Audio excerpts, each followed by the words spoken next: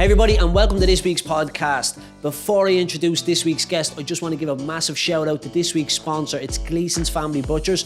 Gleason's have stores in Blanchardstown Shopping Centre, Roselawn Shopping Centre, Navan, Artane and Balbriggan. They have fantastic options available in store, so get in, have a look or shop online.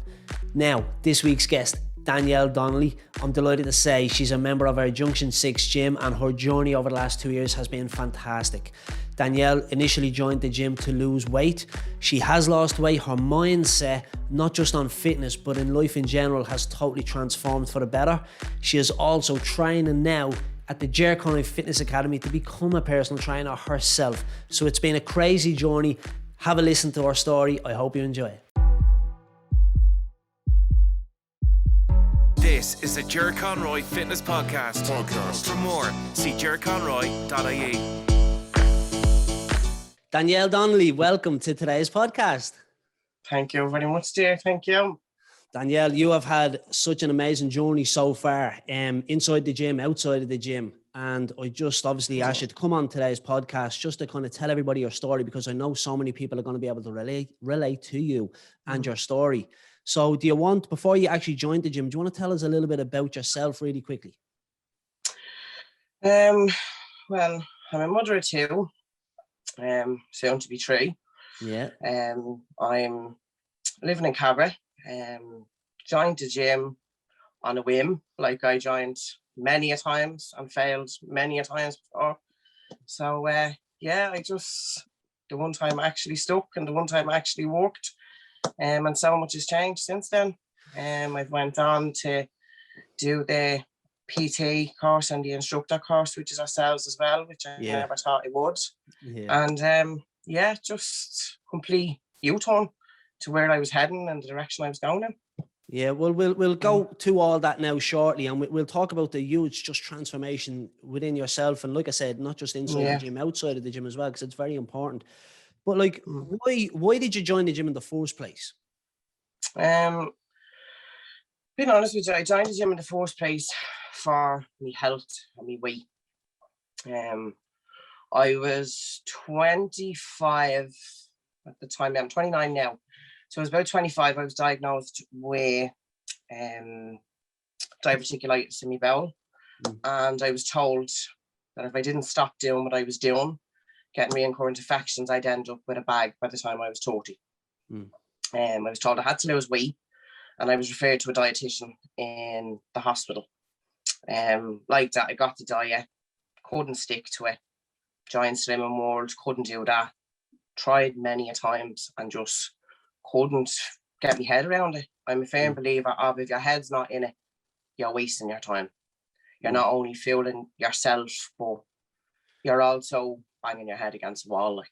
So I joined the gym in the March. It was the day after my son's, your gym in Junction 6. I joined in the March, the day after Oscar's birthday, my son. Yeah, I remember. And I said, that's it, we'll give this a go. And I was very determined at that time, but still wouldn't say I wasn't as determined as I was previously. And I done the 8-week transformation. And just said, right, we'll see where we head. What made you, obviously you were in whatever gyms and then other kind of diets you were trying, but when you joined their gym, why? I know you wanted to lose weight, but what was the difference this time around? Like, why did you have a reason to join a gym rather than just lose weight, or was there anything that kind of made you be that little bit more dedicated this time around? I'd say it was my health, and it was kind of just in my head. I knew I was after being previously researching, being honest with you. I was researching getting weight loss surgery. Okay. And I was interested in going away to get a gastric band. Okay. So that was kind of the direction I was heading in. And my family and my partner was like, listen, I don't think this is for you. They were very worried about me making that choice and that decision. And it was my partner that said, please, Danielle, don't do that first. Try it one more time. So it was him, it was Graham who who said to me, just try the gym once more. And I was like, that's not going to work. And he was like, please, just once more, try it. So I did, like, but I knew I didn't want to go to a gym where I knew anyone, because I'd been in like the Slim and World and other places before, and you join with a friend. And if your friend doesn't go on that day, sure, I'll miss as well because they're busy. And it's always torn out to be that way, especially in the likes of Slim and World, like, you know, me and those places. And my friend didn't go today, I didn't go. Yeah. So Graham seen the gym advertised, he seen a poster for your gym, and he said, there's a gym up there, why don't you go up there? So that's how I just decided that's where I was going, like, you know what I mean? Yeah. It was on a whim, like, that I did do it. I was like, probably won't work, I'll probably do the first 8 weeks and then I won't go back, like, but now, surprisingly enough, like, you know what I mean, I done it, like. Very good. And how did you get on in the 8 weeks? How much weight did you want to lose and how much did you lose? I never set out a target originally, because like that, the fear of failing was a big thing. So straight away, your mindset has changed now. Straight away, you're thinking, I just need to do this for health reasons, not the number on the scales. No, not the number on the scales, not at all. Because we previously, when you do suffer with weight for as long as I did, you'd previously always say, I'd love to lose a stone. And I knew from previous attempts, like for them, the likes of Slim and World and things like that, I'd only ever get to 2 stone. And that's it. It's like a switch went off in my head and it'd be like, that's it. You can't go any further. Like your brain just couldn't. It's like you got too cocky basically. And you were like, I'm about to losing 2 stone. And you'd fail then. From then on in, you just slowly creep back on and then you just give up. So this time I said, no, I don't want to set a number. I just want to go. And that's my goal, is to just go. Like. And do you think that's why you achieved your goal this time around, because you had a different mindset? Yeah. I'd say that was a big part of it, but the gym was also a big part of it. The staff, the people, the atmosphere, that was a big part of it. How comfortable I felt was a major, major part of it. Like, I joined gyms in the past and you'd know as soon as you go in, there'd be an ego there and no one would be willing to help you, or the staff in certain gyms would help and then they just disappear. And slowly you would fall off then the wagon and you'd feel intimidated by other people in the gym. But that wasn't the case in Junction 6. It was kind of a thing where everyone is there and everyone kept saying it to me. Like, and I remember one of the staff members on my first day saying it to me, saying, Danielle, no one is paying attention to you. You could be in there standing on your head doing something totally wrong. No one is watching you. They're all looking out for themselves. Like, and that was a very hard thing to believe. Like, but how true was it? Like, do you know what I mean? In the end, like. So look, that's obviously the experience of all the staff there. We all know over the years, like, it is, we try and look at ourselves, put ourselves in your shoes, because we've just seen it so many times over the years. People are so intimidated coming into the gyms, and very much so. Yeah, but even insecurity could kick in as well. And when you go in, and it is very daunting, and I understand that you're looking in gyms and everybody you might feel is looking at you, and you have all this weight to lose, and you might see some other girl or fella over there and they might be in really good shape, and it does make you feel intimidated. And that's why we always make sure that we let the person just try and make them feel comfortable and let them understand. Oh no, that was a big thing of it, like, and how comfortable I felt was a big thing. And I also think that played a big part in it, as well as me not setting the number as such.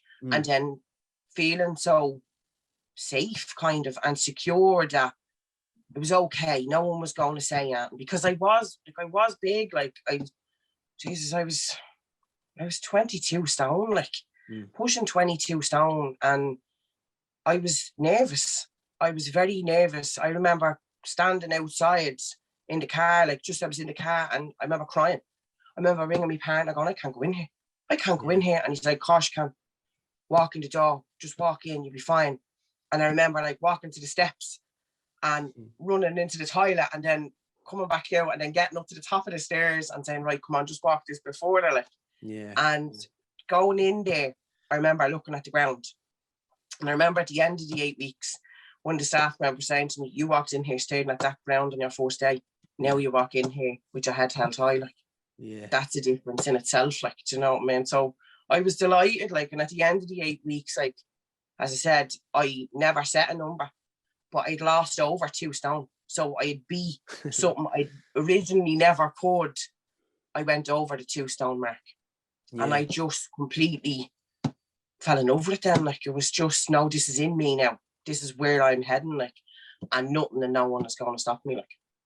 Brilliant. I love hearing that. And Dunk, I love, obviously, and thank you for the compliments about the gym and the staff. And people will be thinking I'm paying people to say these type of things, but it's obviously not the case. No, but what I really love to hear there is obviously the compliments, but what I really do love to hear is you just seeing you happy, seeing you're so different within yourself, and you just have confidence, because I remember there was no confidence there. And it's horrible to see somebody coming in with looking at the ground, as you said, literally no confidence whatsoever.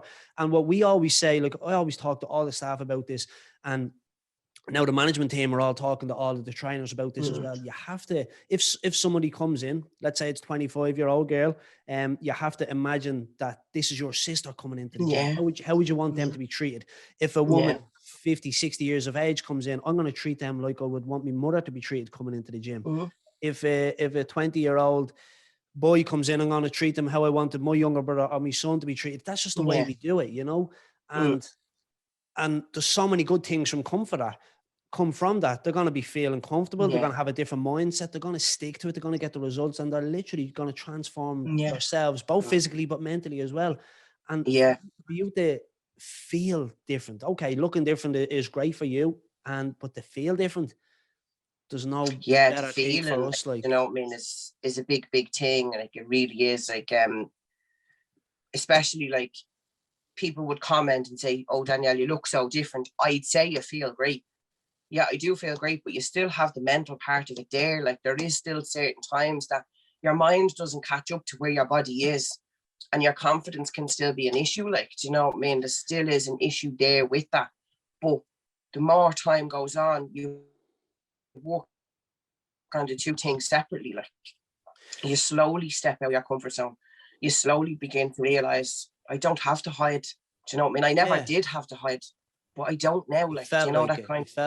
You just felt like it. There was times you just felt like, oh God, like, I remember walking into a room, and if anyone called me in that room and other people turned around, I was gone. I was on the deck. Like, I'd have died with embarrassment. And even then, like, I remember, I think it would have been, it was just before the Christmas, I was at a party, and everyone turned when I walked in the door and couldn't get over the person it was.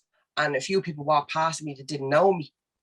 And I remember running outside and going, oh my God, everyone's staring at me. I can't cope. But it was in a good way, do you know, that kind of way. But it felt like, it just felt so hard to accept, even change, because in your own head, you're still the old Danielle, basically. But you're not, like, do you know what I mean? Because your mind and all has changed and transformed, and simple little choices that you're making, like, you'd never have done that before. Do you know, that kind of way? You never would have done that. It's gas. Like, some people just love the attention, but when there's so many people that hate it, like even and it's not just men, it's not just women, it's men as well. Men are the same. Like, there's so many. Men are the exact same. Like, they are the exact same. But people think, like, do you know what I mean? Oh yeah, it's great, but no, it's not. Like, it is, and it's something that you have to accept. Like, and people genuinely do want to see you better yourself and want to see you improve, and are genuinely happy for you. Yes. But you can't accept that at certain times. Like, it's they say it's a typical Irish thing. They say it's a typical Irish thing. We don't like giving ourselves. It is. You know, I learned this a few years ago. Someone gives you a compliment you, and you say something else to them. Yeah, because do you know what? Somebody actually said this to me a few years ago. We were talking about a compliment, and if someone gives you a compliment, I would have just kind of ignored it, brushed it off, and start talking about something else. But somebody said this to me before. They said, you need to learn how to accept a compliment. And I said, but it's easier said than done. And this is how they got it to stick with me. They said, okay, well, this person has actually gone out of their way to give you a compliment. So if you just ignore that or brush that off, is that not you being a bit rude? And that just stuck with me. And I was like, I don't want to be rude, you know? So now when someone gives a compliment, I see it's really important to just say thank you and then kind of move on, but acknowledge it in some way, you know? I think it's very important. Yeah. Because you kind of sometimes, like I know myself, I would have came across as I'd have been feared, and then after they paid me the compliment, I might have been so rude to that person because I couldn't accept that compliment from them. I'm after being rude and just brushing off what they said. So I had to learn to say, thanks very much. Do you know what I mean? And then I'd kind of work my way around changing the subject, like, oh, instead of being rude, you know, that kind of way. But no, like it was like, it was a mad time. Like it was a mad couple of months. Like, and then I went on after the first 8 weeks to do multiple 8 weeks. And I knew that's what I had to keep doing. I had to keep doing that. And once I kept doing that, that was someone I had to be answerable to. Like. So just for people that don't know, like, why did the 8-week challenge work for you? Like, is it basically the 8-week challenge? You meet a personal trainer every single week. You have unlimited access to the gym. But what was it about the 8-week challenge that did keep you going? Was it the fact that you had to meet a trainer every week, or was it the fact that something else? Yeah, I felt I was answerable to somebody. I was answerable to someone. Also being answerable to your trainer once a week. Yeah. At the time, it was you got your measurements taken once a week. Yeah. You got your weight taken once a week. And that's if you wanted to know, if you wanted your weight taken once a week, or you could wait and then do it, like, do you know what I mean, every second week. Because let's all remember, your weight isn't going to change every single week. See, do you know what I mean? And the reason we do the weight and the measurement, well, we give the option, we can weigh every week and measure every week, but it's because, especially women as well, like there's going to be 1 week in the month where your weight isn't going to be your true weight, obviously. So we need to, so for example, a girl could come in and she could have a period and all of a sudden she's up like 4 pounds, but she's had to training really hard. She had to really eat perfect for the whole week, and she'd be very disappointed and upset and feel, oh, this isn't working for me. But you need to show them, okay, your belly might be a bit bloated as well, but look at your arms are down, your upper body is down, your legs are down. And it's happened so many times. Now, don't get me wrong, it depends on the individual as well. They could be up everywhere in weight and up everywhere in measurements and whatever, but it's okay, come back the following week and have a look. And all of a sudden, if you're up 4 pounds, the following week you're down 6 pounds, and they're like, oh, great, that was a great week. Okay, well, you're not actually really down 6 pounds either. You have to remember last week when you were up 4 pounds, you weren't really up 4 pounds. So then next month they'll understand the process. Basically, with the weighing and the measuring every week, I was able to identify come the next month the times when my weight would fluctuate. Because as well as having me issues with the diverticulitis and everything else, I also had polycystic ovaries. Which meant that I would retain a lot of water, and I wouldn't obviously be getting a period so regularly as well. So I could go like 60, 70 days without that happening. I mean, weight would be water weight, but it'd fluctuate massive amounts. Like, of course, and that's why we do the body. So I meant to say this as well. We do the body fat measurement as well, because there is a difference between losing weight on the scales and losing fat. So that's obviously we do that as well. It's a big difference. And your measurements, I was always like at the start, of course, like naturally anyone is, they're fluctuating and you're kind of dropping a lot quickly, like, but you have to remember as well, your scales are going to make you very happy 1 week, but they're also going to make you very down the next week.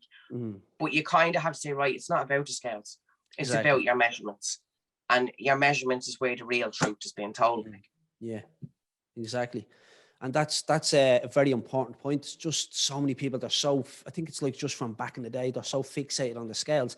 Now, like I said, we do let people weigh themselves, but we do the body fat and we also teach them, like, obviously you've learned since, and now you're doing the academy as well, but you've learned that this is why we focus on the measurements. This is why we focus on the body fat, because like I just said there, body fat, fat loss and weight loss is two totally different things, and a lot of people just don't understand that. We could talk about that one all day, though. In fairness, of course. But why? Like, just can I get back to you were talking about? Like, obviously, you were very insecure, you were shy, you had no confidence. But like, was there anything? Because I want other people to kind of realize that if they're feeling like this as well, they're not on their own.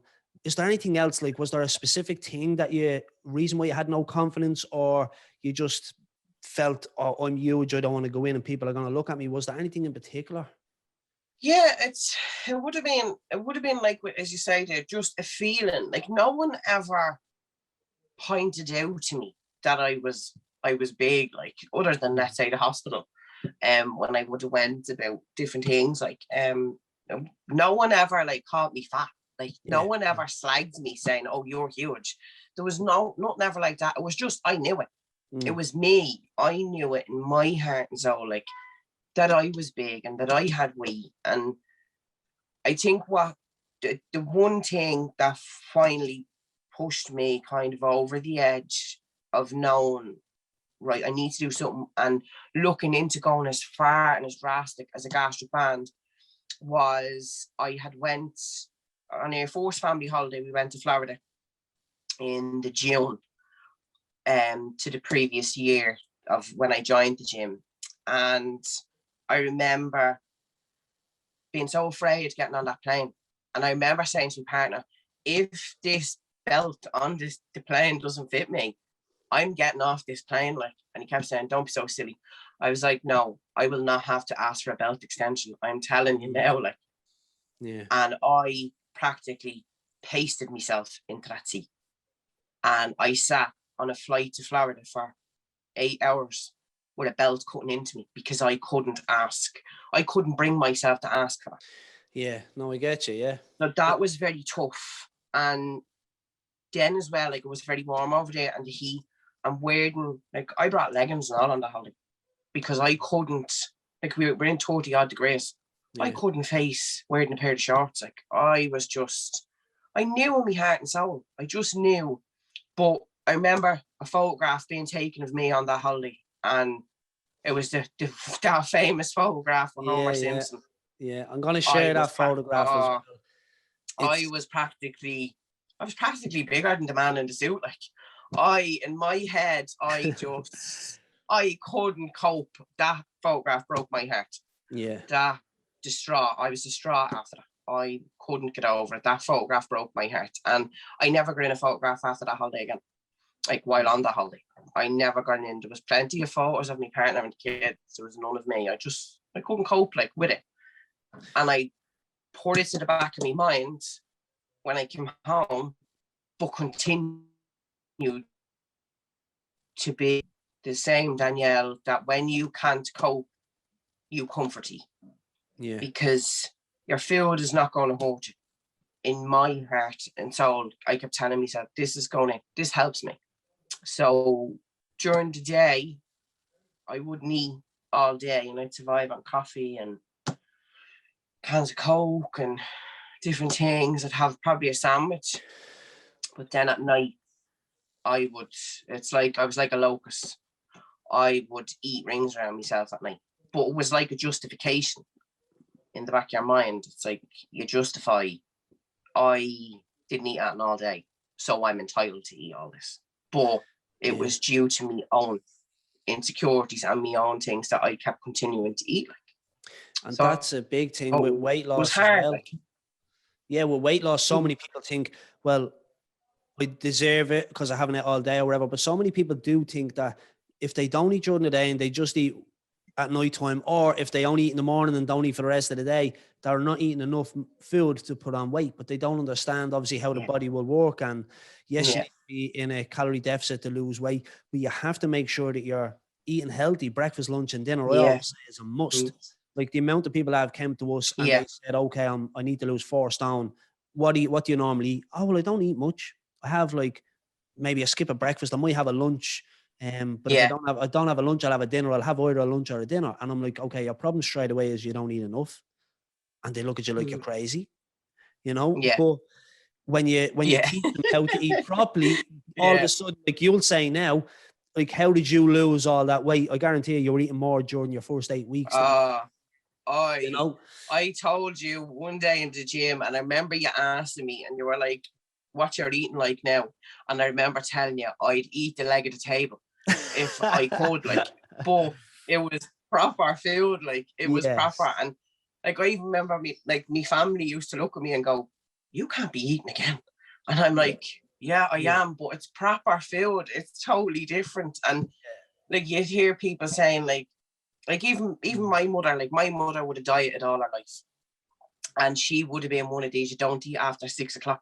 And I remember coming home, let's say I was in the gym or whatever, I'd be out, and I'd come home about 8 o'clock, 9 o'clock, and I'd sit down and have something to eat. And she'd look at me and go, how can you continue to lose weight and you are eating it this late at night? And I'm like, I could eat at 3 in the morning, like, do you know what I mean? But I'd eat when I was hungry. Yeah, and don't starve yourself. You eat yourself. No, you eat yourself. The weight loss, I ate my way through the weight loss. I ate more, in a weird way, I ate more then than I did when I was eating bad, like, in a weird way. Of course, yeah. I like that one. I ate my way through the weight loss. I did. I genuinely did. Yeah. I did. But it was weird, like, because you have to learn.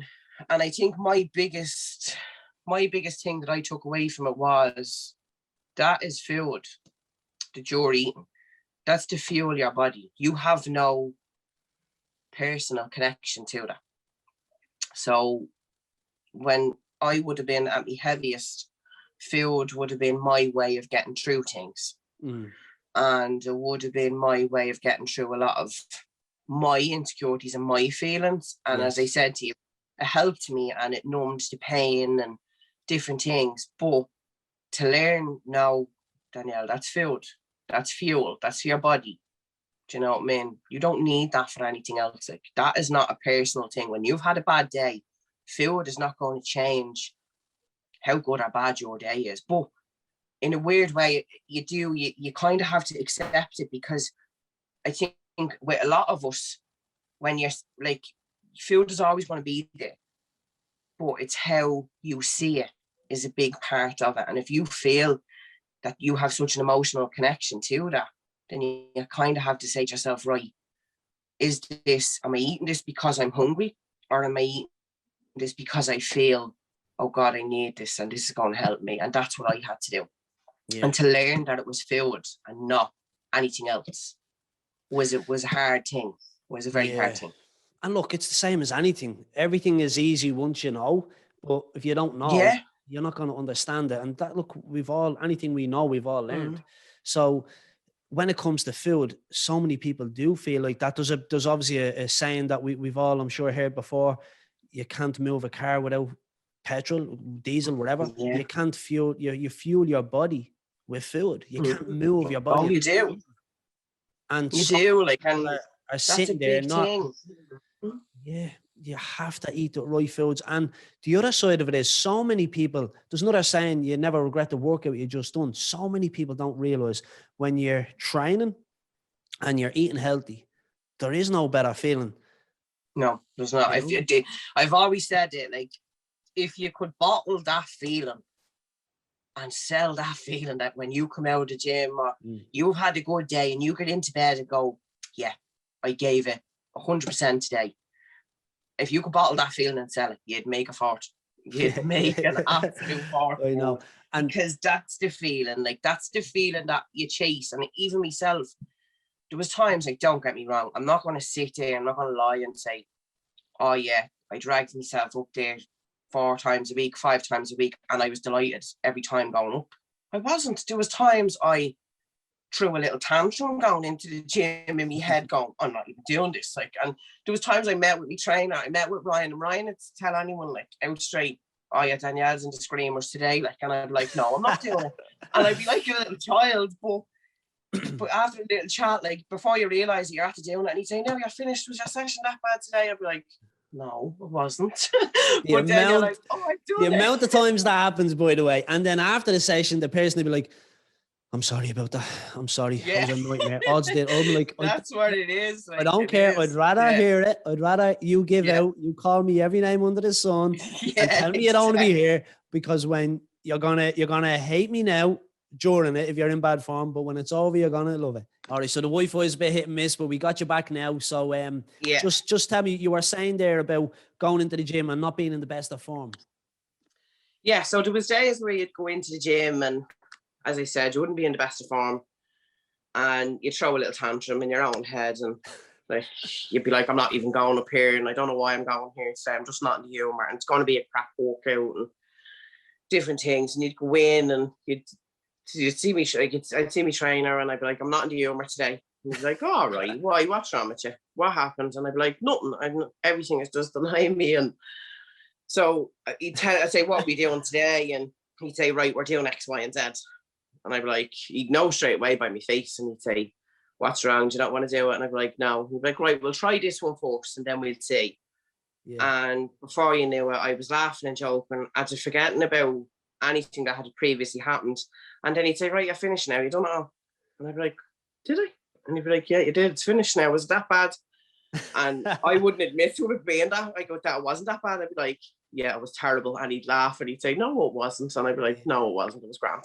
Yeah, and that's the thing. And that's why when so many people aren't in the mood of going to the gym, if you've never been to the gym before, okay, that's what stops people going, because they don't know the feeling they're going to have literally in 1 hour. Or even if you're at home, like we're just coming out of lockdown now, if you're at home, do 20 minutes of exercise, you're going to have a different mindset altogether. You're going to be in good mood. You're going to feel good. Your whole mindset is going to change dramatically. Yeah. Yeah, no, it does. It does. It changes. It really does. Like even, and as with doing me training, like, you know, me PT sessions, like once a week with me trainer, I also did do the classes at the time when they were on in Junction 6. Yeah. And I found the classes very good because you had a lot of variety there. So I found then as well, sometimes like if I done, let's say, the box fit class or something like that, and I was kind of feeling a bit, right, I'm bored of that now, I can move on to something else. Do you know what I mean? Having a variety is key. Yeah, so you have to have variety. You have to be able to have that, because if you don't have variety and you don't change things up, you're going to get bored, and then that's when you're going to say, oh, I'm not in the humor. And that's what happens a lot of people if they don't have a personal trainer, for example. Like obviously your trainer will always change your training plans around it. Yeah. Different exercises, always different routines, always with the same goal of weight loss and burning body fat, wherever it may be for the individual. But you have to change the programs. Anyone who doesn't have a trainer, they'll always go in, and let's say it's one of the lads, they want to train their chest. They're doing the same chest workout this week that they did last week. And you're all of a sudden you look around and you're like, yeah, I'm actually training my chest muscles the exact same way in the last year. Same reps, same rest, same weight, everything. And maybe they're increasing the weight a little bit. And then for the girls, they're doing the exact same exercises every single day. You have to change it up, because that's how you shock the body, and that's how you're going to get the results. And people just don't understand that. No, and it is, but it's also hard, like, I think it's the individual as well to understand, because I know for myself, like, certain exercises, like, I'd be like, yeah, I'll do that now, whatever. But then other ones, I would be very nervous to do. And I wouldn't do them in the gym on my own. I'd only do them with my trainer. But it wasn't because I couldn't do them. It was just because in my own head, no, I'm not doing that, because everyone will be looking at me saying, who does she think she is doing that exercise? So once again, you're always building up to your own confidence and to where you are, and admitting to yourself, right, this is where I am, and I have to accept this is where I am, and I have to keep progressing and moving forward and changing things up like that. And then getting to, you were talking about your photograph with Homer Simpson, okay? You were in Orlando. I actually have a photograph of myself standing beside Homer Simpson as well. But you were in Orlando. You took a picture of you beside Homer Simpson, and you were at the joining the gym afterwards. You were at the losing all this weight. Then you went back to Orlando. Am I right? Yeah, I did. Yeah. I went back just over a year and a half later, and I remember going that day. We went back to Universal, and I never would have thought of getting back in the same picture, like, to see, like, obviously, there was a difference, but never would have thought it. But it was it was my partner, like it was Graham, like, and he, like, we trailed Universal that day looking. I was like, just leave it. And here he was, no, because he knew this is what she needs. Yeah. Because every so often I did continue to need motivation. I did. And whether it's looking back on a little picture or whether it's seeing progression you made doing an exercise, or whether it be being able to lift something like heavier or to run for that extra minute, I always knew I needed to see progression in some way, shape or form. Yeah. To say, so what I'm doing it for a reason, and it's working. And that day in question, when we were in Orlando, we eventually found Homer. And I got in a picture, but no one else got in the picture with me. It was like, no, this is your time to get in the picture. And I just stood, but even the way he held me hand and I put my hand a certain place, it was literally like Homer knew, like, this is a different person. Like, and the picture, it was just like, to this day, the picture just, it makes me smile, because the smile on my face and every tear, every hard day, everything just was for a reason, and I'd made the best decision of my life. Yeah, I'm going to get that picture. It really was. As well. We'll have a little look. It is some difference, the though, famous isn't it? one. It was like even the way, like, I stood in the previous one, like, you could see it, like, even in my face, like, I could see, like, oh God, this is so hard getting in this picture. And then the difference in the other one, like, but like that, I know I may look different, but my mind is a completely different mind. Yes. It really, really was. Like, it was a completely different, like, in so many ways. And explain that then, if you don't mind. So you're with Homer Simpson a year and a half previous, then you get in the photograph with him again and you look totally different. Now, is your mindset different because you're looking at yourself almost half the person? Okay. Or is it for other reasons? Why? In what way has your mindset changed and your thoughts in your own mind? It improved in so many ways. Like, even something as simple as your sleep pattern. Like, I was a night owl who slept all day previous to, like, I'd get up and bring the kids to school, like, go home, go to bed, go back up. I'd do bits and pieces, I'd go back, do you know what I mean? And I just couldn't shake it off. I couldn't shake myself out of the rut. Yeah. And that mindset was always there. You never had any energy to do that, and you never had any motivation to do that. Then when you look at the person that I became, I'd be the first one there. Do you know what I mean? Yes. If someone said to me, this is happening at 3 o'clock in the morning, I'd be the first one there. Do you know what I mean? Like, I knew, right, your life is passing you by. Your kids are growing up. You're missing out on so much. Like, and I remember there was times I sat in the playground with them when they were smaller and watched Graham playing with them and doing things with them. And I just sat. I couldn't face getting up and running around with them because I couldn't. Yeah. I physically couldn't. And then I remember the kids even saying to me, like, you're so different. Like, you're so different. You actually run around with us now. Like, and I'd be the first one, like, even when I went back to Florida, like, I was the first one queuing to get on all the roller coasters, and I was the first one doing everything, saying, like, come on, we have to get up early this morning because we're doing this and we're doing that and we're walking here and we're going there. Like, and even down to even being with my partner, like, even with him, like, certain things, like going to the gym or going for a walk or whatever, he'd be like, here, I'm not used to you being like this. Like I'd be like outpacing him, like, in certain things, and he'd be laughing, but I'd be like, no, come on now, you can't be getting used to me just sitting around. Like, and he'd be like, that's what I'd say to him, like, you're snapping now. Yeah, you're snapping now. and so was it a different feeling? Was it a joke. different feeling getting on the plane going back to Orlando the second time with the seatbelt? Oh, it was, because I had to tighten the seatbelt and all I did. So it was a big thing. Like, it was a big thing. And even going back, I wasn't put, like, previously going over, if I got on that with the kids, I'd be told by a member of staff, oh, you have to sit in that seat, because they have different seats over there. Yeah. They have different size seats. So I was always told, you have to sit in that seat. Yeah. you can't get on this one because there's no seats available for you, and you knew it was because of your size. Yeah, that'd be Do you hard know to that hear. kind of way? Yeah, so that was tough, but I never let on. Do you know what I mean? No one ever knew that bothered me. Yeah. Do you know what I mean? But inside it'd kill me. Yeah. Inside it would just destroy you. It's soul destroying. Like. So it's a combination of all these different things, like people saying to you about sitting on that seat, the seat belt, the photograph at home, or being there and done it, wore the t-shirt, going to the gym, trying all these different companies, and it just not working. It was a combination of everything.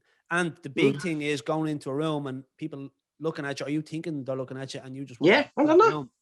Yeah, they're not. They're too busy with their own lives. Like, they're too busy, like, with their own things. Like going into the gym, you think everyone's staring at you because you're the biggest there. And there's many a time I went in, whether it be to a shop, whether it be to a restaurant, a bar, like to the gym, and I'm the biggest one here.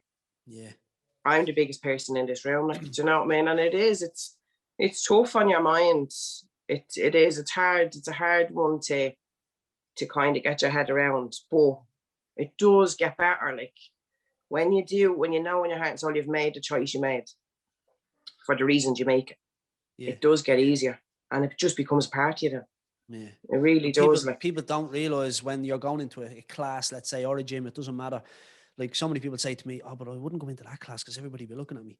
And I'd be saying, "Well, if I'm teaching a class and someone has time and energy to be going looking at you, or anybody for that matter, they're not training hard enough, so I'll be talking to them." But everybody just goes in, does their own thing. They're more worried about how many reps they can get done in a certain time, and making sure that technique is good. They're focusing on all these different things. They're focusing on their breathing, their technique, the weight they're lifting. They don't even realize anyone else. They're not even paying attention to you. But in your mind, the people in that class, like, are saying, "Oh, God love her," like, do you know what I mean? She's dying of death over there. God love her, like, and no one is paying attention because in their own minds, like, even like when I did lose the weight and I continued to do the classes, the funny thing is I wouldn't look at anyone else. I'd be literally saying, "Come on," as you said, "come on, let's get this done. Like, do what you have to do." Like, you don't pay attention to nobody, like, because you're too busy in your own little world. Like, you're away with the fairies, like, doing what you have to do. And you know the good thing, in the Mulhuda gym and Ratot, like the other gyms that we have as well, what I'd be really proud of, like, if I'm teaching a class and let's say there's 20 people in a class and there just so happens to be 3 brand new people in the class, 3 beginners, you're going to spend a lot of time with those 3 individuals because the other people, they might be in the gym years, you know their technique is good, they know they should be lifting a certain weight and not going too heavy or whatever it may be, but you might give the beginners a bit more time. And I always remember one time in Mulhuda, I was over helping this girl, and then I went to the other girl. There was 2 beginners at the time in this class, and I went to that girl, went back to that girl. They were standing beside each other, and then I'd be going around teaching the class, making sure we actually had everybody in a circle at the time for the work. And then when I went back to the beginner, the other girl was doing it a little bit wrong, and we had a member of the gym and was saying to her, no, don't do it that way, do it this way, because I was focusing on this person. And when I turned around to correct her, she was already doing it right because our members were kind of watching out for each other as well. And it was really I know you do get that. You do. So proud of the members. You do. And there is a sense of togetherness in a class. There is, like, and you know in your heart and soul, as much as you're struggling, no one in there is going, "Oh, this is easy." Like, do you know what I mean? I do this in my sleep. And we're all in there for our own reasons, but doing the same thing, doing the exact same thing. And tell me then on that, right? I remember you telling me about this photograph you had, and you were given a before and after picture, and we were going to post it on social media. And you were like, "I have the exact same photograph with Homer Simpson." I was like, "Okay, let's see this." And then when I seen it, I was like, "Okay, this is a brilliant picture." So we posted it. Okay, my phone nearly exploded when I posted this picture. Okay. But tell me, because there was a bit of a strange reaction to you when you went into the gym. What happened? Tell everybody about this. Like, I was delighted for you. When I went back to the gym, it was a while later. So, like, obviously, because you tagged me in, a lot of people, like, there was a lot of messages and also like that. My phone was literally hopping. And it was mad because everything had kind of calmed down, and I was just, as I say, it was one of these days I was going into the gym, like I told you, throwing a little tantrum in my head, going, I don't want to do this today. And I went into the gym and I was just there doing my own thing. And a girl actually came up to me and she said, oh, and I looked at her and she was staring at me. And I was like, is she okay? Like, I was like, maybe she wants to use this that I'm using. And I was like, are you all right? I was like, I'm nearly finished with this. Like, I was like, you can use it. And she said, no, I just wanted to know, like, is it actually you? Like, and I was like, what do you mean? Like, and I was looking around going, right, she thinks I'm someone else. Like, and she was like, no, she was like, you're the girl off Facebook. You're the girl off the page. And I was like, what page? And I was like, oh God, what am I after doing? Like, and then she was like, no, you're the girl from Homer, like from the picture. And I just took a fit laughing. I said, yeah, I said, that's me, unfortunately. And she was like, no, she was like, seriously, like, she says, like, you're the reason I came here. And with that, I didn't know what to do. Like, I actually had tears in the eyes. And she wasn't young, like, do you know what I mean? She was that's what she said, I'm in my 50s. So she wasn't a young one. She was in her 50s. And she was like, if you can make a 50-year-old come to the gym, that's saying so. And I kind of said to myself, do you know what? I said, we're all in it together. It's not about just, I know at the time, you feel like the only one in the world that's struggling. But everyone is struggling in their own way, shape or form. But she couldn't believe it. She was like, I thought you weren't real. And I just started laughing. I was like, I'm as real as they come. I was like, trust me. I was like, I'm as real as they come. And I was like, fair play to you. And we had a great chat and all. And so I said, if you ever need that? And I was like, do you know what I mean? I said, by all means, I said, give me a shout. I said, I'll be there. Like, she was like, thanks very much. Like, and she was really appreciative of the little chat. And likewise, so was I. Like, because she had not only helped me, I don't think she did, but she did help me that day. She did. That was a bad day, and she did. She put a smile on my face, so she really did. But yeah, so that was a strange reaction. That was. I just love hearing things like that. Like, look at how far you've came in that short time, Danielle, and you're at it motivating somebody, inspiring somebody to join the gym. You're at it inspiring somebody to join the gym. And I'm delighted they actually approached you and said that to you as well, because that's at the making your day. That would have inspired you as well. And it's almost gone full circle there. And that's what makes me, I always say I'm so proud of the members in the gym. Like, look what you're doing. You're a member of the gym. Now you're inspiring people. That girl went over and gave you that compliment. It's not easy to go over and just talk to some random stranger as well. Like, it was such a nice thing for her to do. I couldn't have done that on my first couple of days. And it was her first couple of days. I could not have done that on my first couple of days when I walked in there.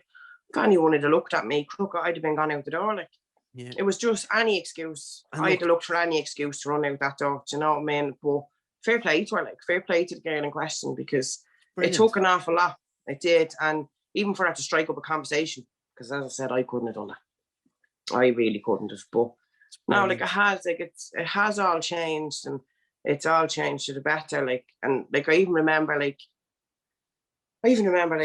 I said, like, the time had passed, like, in total, like, since I began the gym, and then coming up to the Christmas, and that was a big thing. Like, and then when I won the Transformation of the Year, that blew me out of the water. Like, so explain that to everybody. You remember me standing in front of you crying like a baby. Like, I couldn't even talk. Like, so basically, we had an awards night. For anybody that isn't familiar with it, every year we have an awards night for the members, and we give like a member of the year, a transformation of the year, and a trainer of the year as well. And go on, do you want to tell people? I remember going, like, and I remember, like, I didn't want to go, and I was like, I'm not going to that. I was like, and everyone was like, I remember the staff and I was saying, oh yeah, I'd see you during the week. And I was like, yeah, I'd see you. Like, no, I'd see you at the awards. And I was like, yeah. And I remember, like, Graham, my partner, saying to me, Danielle, you have to go. Come on, like, we don't go anywhere in here. I was like, right, go on, so. And I remember, like, sitting there and the awards going ahead, and you were calling out the names, and next of all, you just called my name. But I continued to sit there and go, waiting on the person to come up, like, and Graham's like, yeah, Danielle, that's you, like, and I was like, yeah, and he was like, Danielle, is that the saying your name, like, and the floodgates opened. I just sobbed like a baby, like, just going up, and I was standing in front of you, and you were like, are you all right? And I was like, I just couldn't speak, like, I didn't know what to do, like, I remember, just totally in shock. I remember calling out your name. I was like, and the winner is Danielle Donnelly. And then I was like, Danielle, come up. And you were looking right at me. I was like, no, that's not me. But like, just even that, like, that was worlds apart. Like, if someone would have said to me that that's where you'll be, I'd have never believed it. I'd have said, yeah, go away, or I pulled the other one. Do you know what I mean? There's no way, but it does. It all builds up to something, and slowly but surely, if you take it one day at a time, it all works out in the end. And I'm a firm believer of what's meant to be will be. And I do believe I was meant to join the gym. I wasn't meant to get a gastric band. I was meant to join and to lose the weight and to change myself physically and mentally and improve my life in so many ways. Like, even today, like, and lockdown has been tough and we're all struggling. Like, there's no one out there that said, oh yeah, I find this so easy. Yeah, I can't wait for the gym to open back up now in a few weeks' time, and that's what I'm looking forward to. I'm looking forward to it. And even like as I said to you, I'm expecting my third child now, and I've went to me visit and all to the hospital, and I said, listen, can I go back to the gym? And they're like, we have no problem. And I remember, because when I went back for my visit, I got me file back for my previous child, and my weight was recorded in that. And like, it was very tough the first few weeks. I was like, oh my God, I'm going to put on so much weight and this is going to be so hard. I remember looking at my file there a few weeks ago going, I'm still half the person that I was when I was having my son, like, do you know what I mean? And I can't wait now to go back. I genuinely can't wait to go back, and I know what I can do and what I can't do. And people are looking at me going, are you going back? I'm like, why not? What's wrong? Like, what's the problem? But it's part of me. It's part of me. I can't wait to just say, yeah, this is where I'm going and this is where I need to be. And it all boils down to the gym. I've said it to you before. I've said it to you many a time. If it wasn't for your gym and your staff, I'd have never done it this time. I'd have never done it. And you really did help me in more ways than one. Like, and I appreciate can that. never thank you enough. Like, and my trainer, as I said, Ryan has got me through so many days. And like, even Graham, my partner, like, so many days, they've all listened to me in their own way, whinging and crying, and it's nothing. You know what I mean? But no, look, it's all been for the good. Yeah, but you have to remember as well, and I do appreciate that, but what I will say as well is you're the one that decided to get up them steps. Yes, you're looking at the ground, it doesn't matter. You did it. I know. For whatever reason you stuck to it. Yes, there was the seatbelt on the airplane, there was the photograph for Homer, there was so many other things, low confidence, low self-esteem, but Danielle, you stuck to it. You gave it a shot. You tried it, you stuck to it.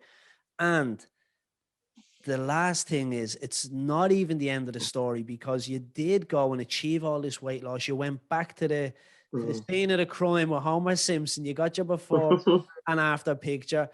You're somewhat of a celebrity in the gym. You've won the award, the Transformation of the Year award as well. And then after all of that, you decided to have a bit of a go at college again. Am I right? Yeah. So in the midst of all this, I was in college. At the time, I was doing addiction studies, and I just knew in my heart and soul, I said, no, this isn't for me. I finished it, and I got my qualification, and I said, right, back to the drawing board. Where do I go from here? And I didn't know what to do, but I just knew I wasn't ready at that moment in my life to go into the addiction studies. As much as I loved it and I enjoyed it, I wasn't in the right headspace for it, because I still had an awful lot of work to do on myself. and I didn't know where I wanted to be. So I remember saying it to Graham, and Graham going, you should go on to Jay and ask him about the academy. Yeah, and I just laughed, and he was like, "What's so funny?" Like, and I was like, "Go away out of that." And I let it go to the back of my mind. And I remember I was up in the gym one day, and I think I was talking to Georgia. Yeah. And I said, Georgia, I said, listen, I said, Graham's been putting this idea in my head, but he was saying it for weeks and weeks and weeks. And I remember saying to her, I was like, but he's being a bit of an idiot, isn't he? Waiting on her to go, yeah, he is, Danielle, you won't be able for that. And she was like, oh my God, that's a brilliant idea. And I was like, really? Like, and she was like, why not? She was like, I think that'd be great for you. She was like, yeah. And you're living proof, like, do you know what I mean? That what you have to do to get to where you need to be and actually works. Like, she was like, so why not? So I just said, okay. So I'll find out a bit of information about it. And before I knew it, I was looking at the folder in my hand, and I was signed up and ready to go. Yeah. And I was sitting in the class going, right, okay, what am I doing here? And it was like the first day being back in the gym all over again, when you say to yourself, like this, the imposter syndrome, and you say, right, they've made a mistake, I shouldn't be here. Like, and I said to myself, no, I'm here for a reason. Something has led me to this, and my time and my experience and everything has led me to this. And if I can help one person, then I can do this, and they can do it, because all you need at the time is for someone to believe in you. Because I know even myself at the time, like when I said I was joining the gym again, my family were like, oh, very good, but it's that very good. And you know, it's like, she's not going to last 5 minutes. Yeah, of course. And you know by them, but they're pleasing you, and they're peacifying you, and they're listening to you. But as I said to you, I done the 8-week challenge at first. And I think back now, when I finished that 8-week challenge, I knew I wanted to do another one. But just to make sure I done the second one, Graham done an 8-week challenge. And he didn't need to do an 8-week challenge at all. There's not a pick on him, and there's no reason for him to do anything of the sort. Like, but, and he killed himself at those 8 weeks. He genuinely did. He was knackered trying to walk and get to the gym and everything else. But he done it. But now when you say to him, why did you do that 8-week challenge? It wasn't until afterwards he said, Danielle, I done it for you. Because I didn't want you to give up and lose your motivation.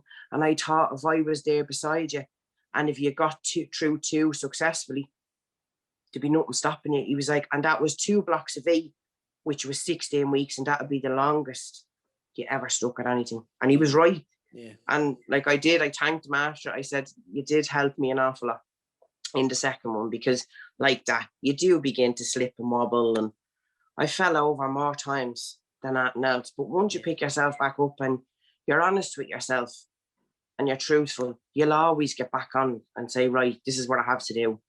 And I always said it. If you make a mistake, it's all right. Of course.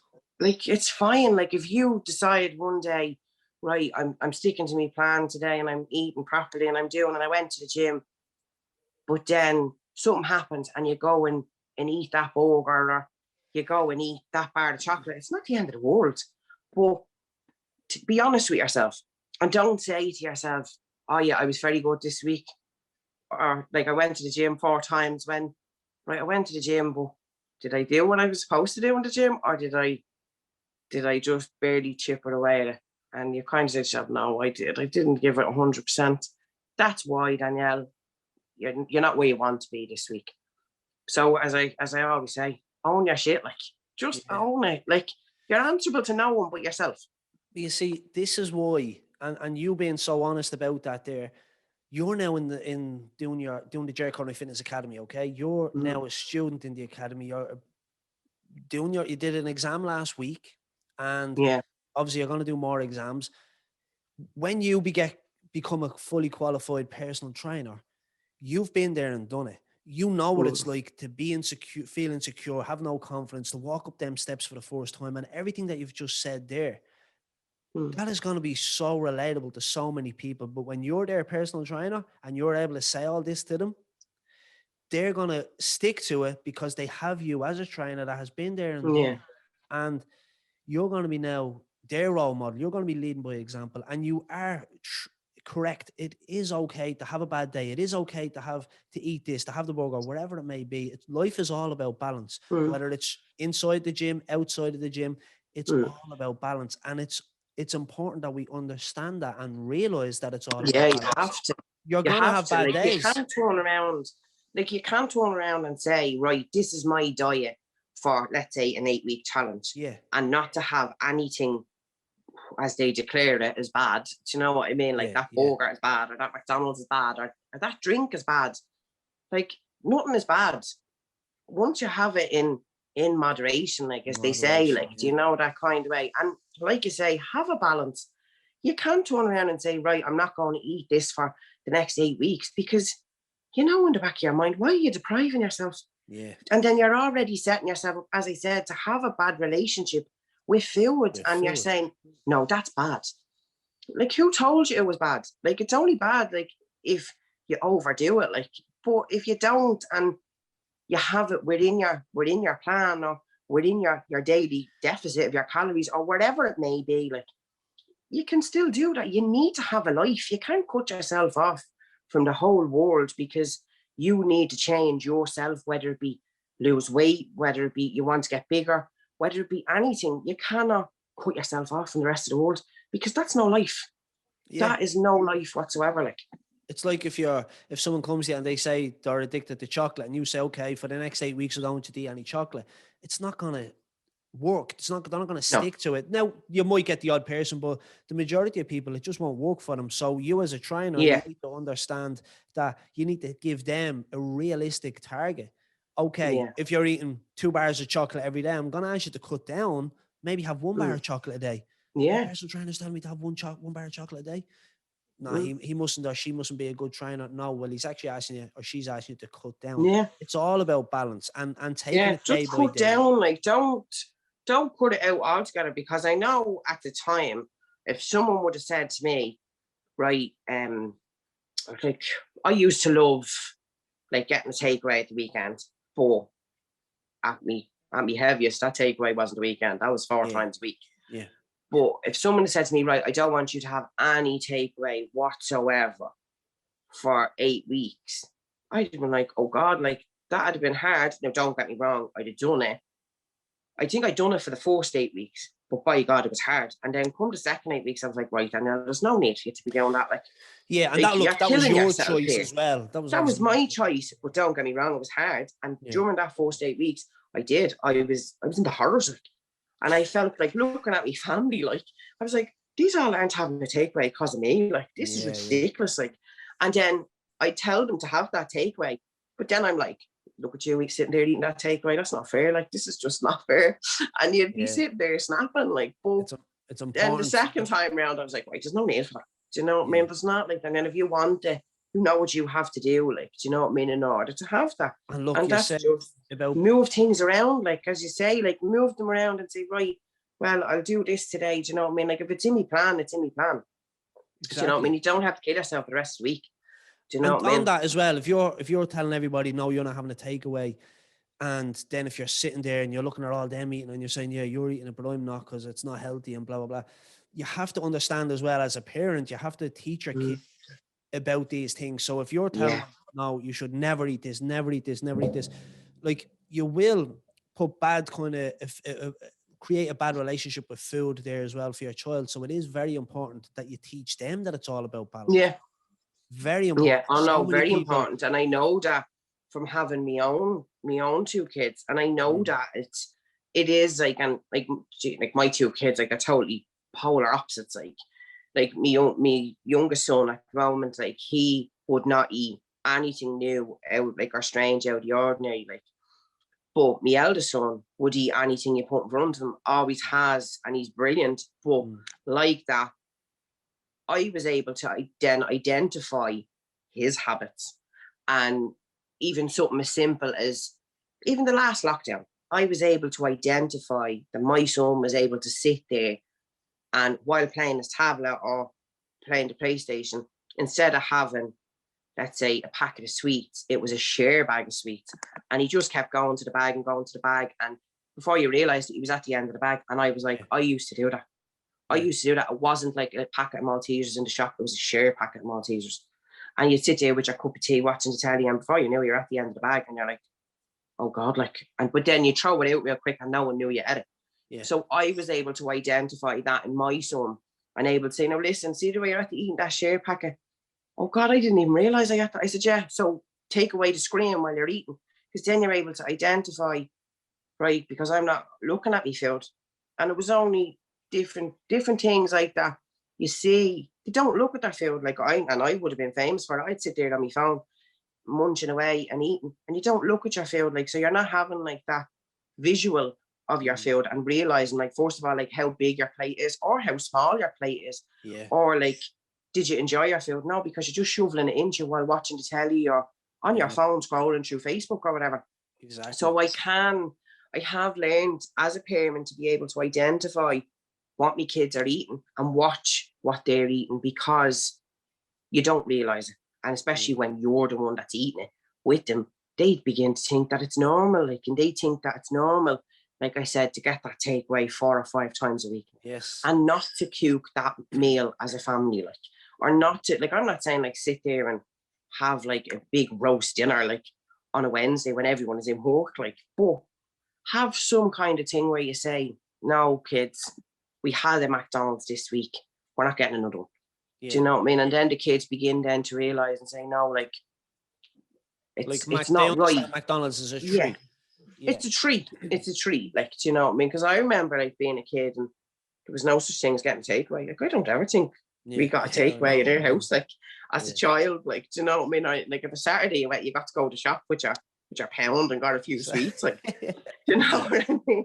But with the kids, like, and I see it with my own kids going in a share packet of Maltesers and or a bottle, like not even a bottle of drink, like it'd be like the big huge bottle of like Luke's Ed Sport or whatever. I'm like, you don't need that. Like, what are you doing?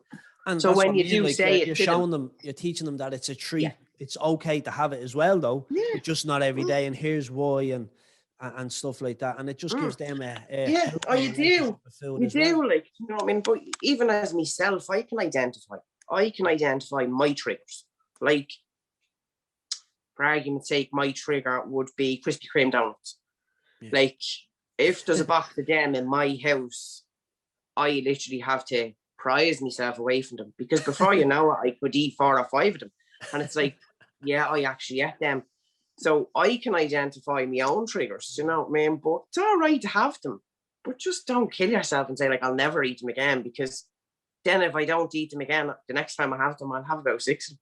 Yeah, do you know what I mean? Yeah. So you have to be honest with yourself and you have to be truthful, like. Yeah. But it pays off, like. Danielle, like, your story is very inspiring. I'm very proud of you, to be honest, because I obviously only know you since you came to the gym, but to see how you're at to transform in yourself, not just physically, mentally as well. You've lost all this weight. You've won Transformation of the Year. You've inspired members to join the gym, to follow in your footsteps. You're now on the Ger Conroy Fitness Academy. You're going to become a personal trainer. That's some change in less than like 2 years. Like, it's some change. And are you proud of yourself? Yeah, I am. I never thought I'd say that, but good. I am. Like, as I said to if anyone would have told me like that you'd lose so much weight and you would do it, I just said go away over that. But now, like, after a certain amount of time, it's not about the weight or the number. It's about the change in the person that you've become, and your other relationships around you, as in your family and your friends, have all changed as a result of you changing. Yeah, because you are a different person. You are like, you do become different. Like, do you know what I mean? You genuinely do. I'm delighted to hear that as well, because it's one thing somebody giving you a compliment, and again, you could just brush it off. You could, oh yeah, okay, thanks, and then leg it and forget about it. Yeah, but what's really important there is you're proud of yourself, and people always say, I hope you're proud of yourself, but not everybody is proud of themselves, especially when you've achieved so much. Okay, it's in such a short space of time as well, but whether that took you 1, 2 or 10 years, you still doesn't matter. Doesn't matter how long it takes you. Like, and I would have been beforehand, I'd have been one of these people that say, like, you look at people and you say, like, oh, how did they lose? Like, 2 stone, 3 stone, that took them years. I'd say that took them years. Or I'd say that, like, how did they lose that? And so in such a short space of time, oh, there must be a secret to that. They're not telling the truth. Yeah. Like, if someone had said to me, like, and many times people said, what's your secret, Danielle? How did you lose so much weight? Like, you had to have been doing something. I genuinely wasn't. Like, I was doing what everyone tells you works for so many years, and you never believed them at the time. Yeah. And it's just doing a bit of exercise and eating properly. Like, that's all. Yeah, so that's what I was going to ask. Can you, to wrap it up here, I suppose, can you leave with a message for anybody who is in the same situation now that you once were? Low confidence, low self-esteem, just paranoid that everybody's going to be looking at you when you come into the gym, whatever it may be. What would you say to them now?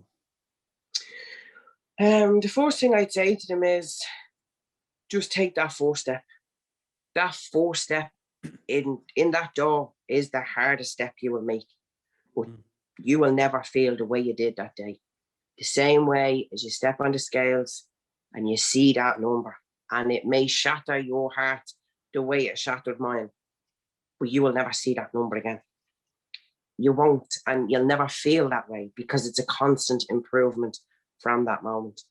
And don't do what I done and put it off for years and say, yeah, I'll do it next week. I'll do it next week. I'll wait till after Christmas, or I'll wait till after this, or I'll wait till after that. Start now. You don't have to jump through hoops. You don't have to run to the gym and absolutely kill yourself. Just start small. Start small. Take it easy. Just do little bits, because anything is an improvement and anything is going to help. But most of all, it will help your body and it'll help you look better, but it'll help your mind. And it genuinely will. But just don't wait. Just do it. Just get up and go, because you'll never feel the way you did again. Brilliant. Danielle, thank you very, very much for sharing that story.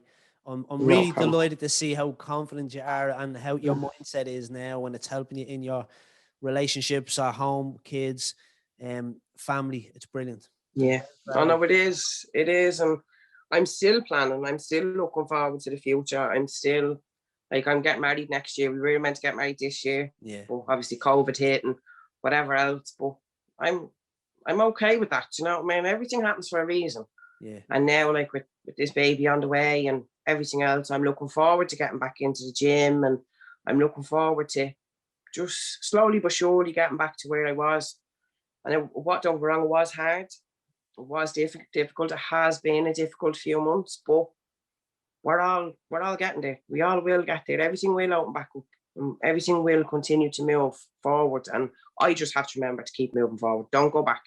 Exactly. And as you've always said to me, 1 week off or 1 day off is not going to make you put back on that 7 stone that you once lost. Yeah. That's not going to happen.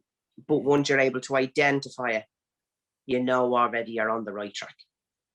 So thanks very much, sir. No, Danielle, thank you. I love that. Well done. Thanks very much. I'll talk to you soon. I'll see you in college as well. Okay? Thank you very much, sir. See you later. Bye. Take care. Bye. Cheers. Bye-bye. Okay, guys, so there we have it. What a transformation from Danielle Donnelly, both physically and mentally. I'm very proud of Danielle and everything she's achieved in the last couple of years, and we've heard her on the podcast. She's very proud of herself as well, and that is very, very important. So again, Danielle, thank you very much for sharing your story. And guys, before we go, a big shout out again to Gleason's Butchers. They are the sponsors of this week's podcast. Everybody knows I've been eating Gleason's Butchers food for many years now. It's top quality. Go and check it out yourself. Blanchardstown Shopping Centre, Roseland Shopping Centre, Navan, Artane and Balbriggan. Check them out online as well, because they do deliver. So guys, if you're enjoying the podcast, follow us on audio, subscribe to us on YouTube, tell your friends and family, share it on social media too. Thank you very much. I'll see you next week. This is the Ger Conroy Fitness Podcast. For more, see gerconroy.ie.